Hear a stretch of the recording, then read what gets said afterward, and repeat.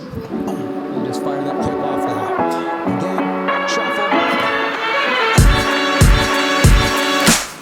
Okay, so for this reach technique of the week, I want to take advantage of a defensive movement that people often use that can be very irritating, and it's what we call make-miss. So you're throwing low kicks. People, they get kicked in the leg. They might check the kick, but there's this other move they do. You know what I'm getting at. You go to throw the low kick and they do this, and a lot of the time that leads to that.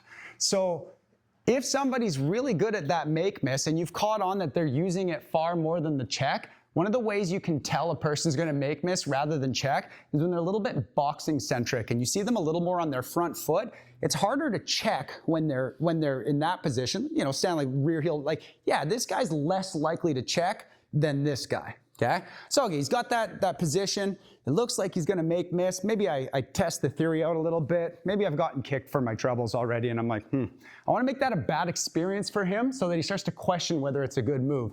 Very, very simple way of making good on it. He make-miss. It's a cheeky little thing, very easy to do. All I did was, I'm too far away to kick him. If I step here, I'm gonna miss. So all I did was, I shuffled up with my back foot. Again, careful about getting hit myself. I draw the make-miss. Well, now I've got my feet close enough together that I can take a step and easily catch them. And he's in the worst position possible to take it.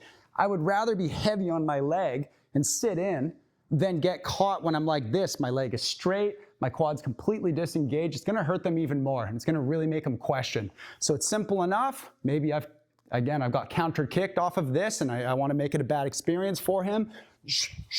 Boom. You just fire that kick off that. Again, shuffle. Boom. Might as well talk about one principle while I'm in there.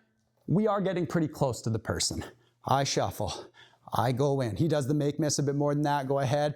And just if I do this at this range, I might get caught with the punch. So as a little extra note, I think I'd recommend you put your arm outside of their arm so that you don't catch that rear hand coming back.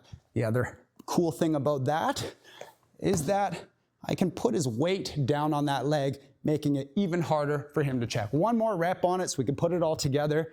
I go to fire it, I miss, and he counters. And I don't like that. I want to do something better. Just get on that leg with that little shuffle up and then step and kick. That's it.